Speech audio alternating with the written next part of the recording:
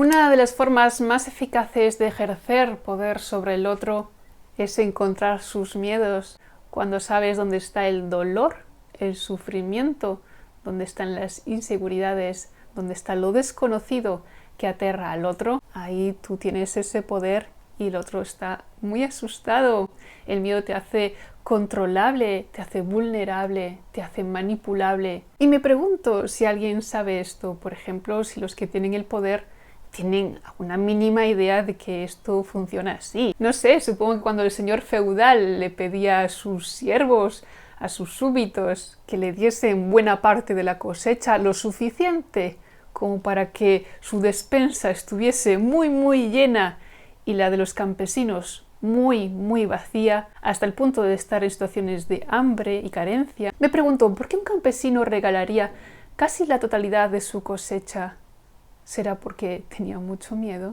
El miedo es una poderosa arma de control, incluso en las situaciones más banales del día a día, por decirlo así. Por ejemplo, cuando estás en un trabajo y realmente lo odias. Las condiciones son penosas y te tratan fatal y sientes que no lo mereces y que vales mucho más, pero no lo sueltas porque tienes miedo, por ejemplo, a quedarte en la calle. Y es un abuso hasta cierto punto consentido a través de tu miedo. Cuando uno tiene sensación de escasez, cuando solo tienes una única cosa que te puede proporcionar lo que necesitas para tu vida. Incluso en situaciones a veces más aparentemente innecesarias, como puede ser una pareja. Al fin y al cabo, una pareja no es algo necesario en la vida. Pues no ocurre que muchas personas piensan que si esa persona, esa pareja les deja, toda su vida pierde sentido. Es decir, cada vez que tienes miedo, regalas tu poder a la situación, al otro.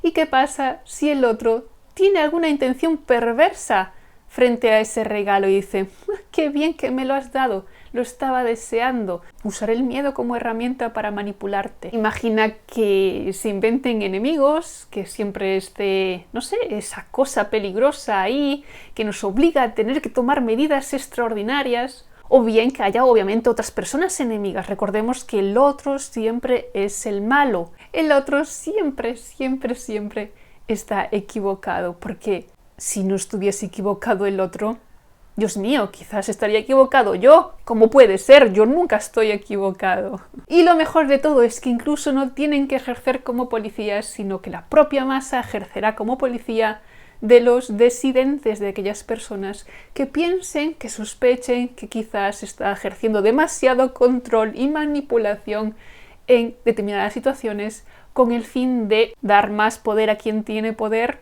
dar más beneficio a quien tiene beneficio, porque recordemos que también quien ejerce el poder perfectamente puede estar actuando desde el miedo a perder el poder, desde el miedo a perder los privilegios. Además, es bastante fácil ejercer presión desde el miedo cuando ya el terreno está abonado, es decir, hay cosas que funcionan en un determinado ambiente y otras que no. Tú puedes plantar una planta en la arena del desierto y no va a crecer, no es su ambiente. Pero si la plantas en una buena tierra, pues esa planta quizás crecerá así bonita y bella.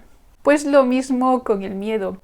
Si lo plantas en personas educadas, formadas, críticas, que saben dónde empiezan y terminan sus principios, que tratan de decidir siempre por ellas mismas y que no decidan por ellos, aun con las consecuencias que saben que pueden acarrear esas decisiones, porque cada decisión es una responsabilidad muy grande, pero es que si no la tomas tú y la toman por ti, no sé qué cosa es peor. Si quitarse la responsabilidad o dejar la responsabilidad en manos de otros. Si haces la segunda opción, quizás duermas más tranquilo porque siempre podrás echarle la culpa al otro, que eso también gusta mucho, ¿verdad? Yo solo hacía lo que me mandaban. Algo así se escuchó en los juicios de Nuremberg, ¿no?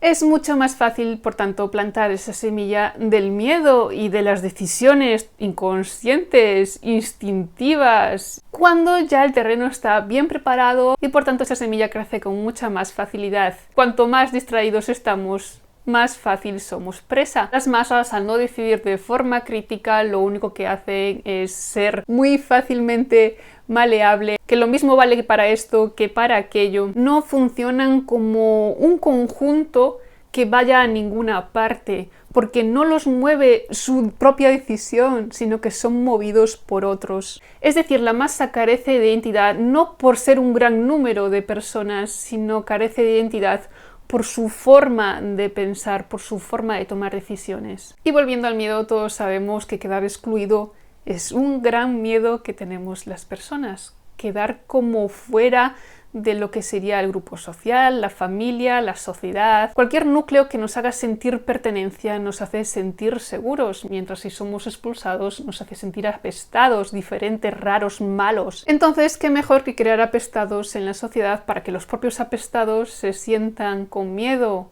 a quedar excluidos y digamos que la otra parte también sienta miedo del apestado? Existen numerosas formas de coacción, haciéndote sentir excluido, haciéndote sentir discriminado, haciéndote sentir raro. Si tomas esta decisión tendrás todo esto, y si tomas esta otra te quitaremos todo esto. ¿Libertad o coacción? Porque ya lo he dicho muchas veces, al final dependemos todos de todos, ni siquiera el que tiene el poder, aunque fuese solo una persona, digamos que de repente hay un monarca absoluto en el mundo y ejerce el poder sobre toda la humanidad. Este monarca no tendría autoridad si ninguna persona sobre la faz de la tierra se considerase su súbdito. Y una manera muy buena de ejercer la autoridad a través del miedo es usar los poderes que los mismos poderes otorgan. Es decir, el poder lo que busca es perpetuarse, por tanto tiene a su disposición los medios para hacerlo. Entre ellos los mass media, los medios de comunicación masiva, que es otra herramienta del poder básicamente. No son una fuente de información libre, veraz. Los medios están en deuda con quien les financian. Y no eres tú comprando el periódico con tu euro y pico, tus 2 euros, quien financia el medio. Son los anunciantes, son las subvenciones y todos los maletines que puede haber detrás que nunca se ven.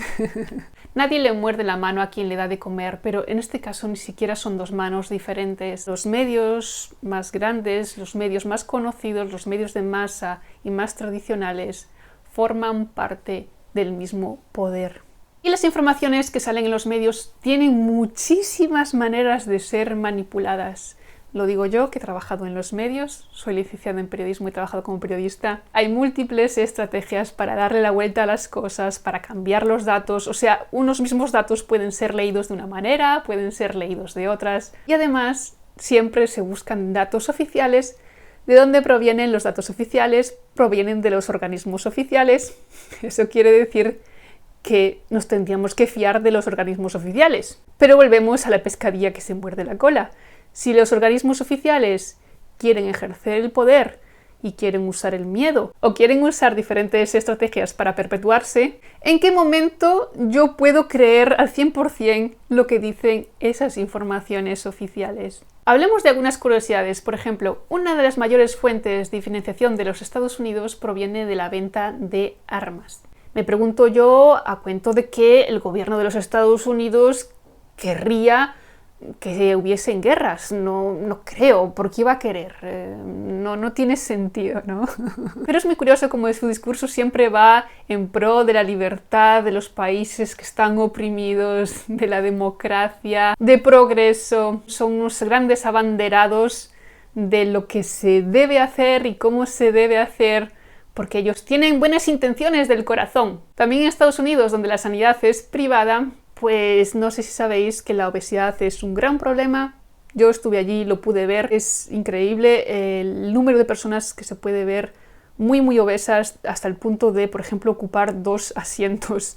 Pero al fin y al cabo, ¿por qué iba a compensar hacer algo al respecto si, digamos, al ser privada esto genera beneficio? Y me pregunto yo si atando cabos resulta que las farmacéuticas sacan mayor beneficio cuantos más enfermos hay. No sé, igual son suposiciones mías. Amigos, realmente me asusta en cierto punto la distopía que estamos viviendo, porque veo que aprovechando las circunstancias se están saltando a la torera leyes y derechos fundamentales. Y yo siempre he dicho que una de las cosas que más rechazo me genera es la idea de que la libertad venga constreñida hasta tal punto de que tú no seas más que un monicreque. Títeres con miedo y divididos. Como ya es sabido, divide y vencerás. En verdad me gustaría que las cosas fuesen más sencillas. Es muy complicado saber y conocer en profundidad las cosas. no se tiene toda la información y por eso también es muy complicado tomar decisiones con una información reducida, limitada y posiblemente sesgada. Pero por lo menos creo que es bueno reconocerlo, reconocer que uno solo dispone de cierta información y que trata de hacer lo mejor posible en base a lo que sabe. Tratando siempre de cuestionar qué hay detrás de las apariencias, porque recordemos, amigos, las apariencias pueden ser muy engañosas. Muchas gracias por tu compañía y te espero en el próximo.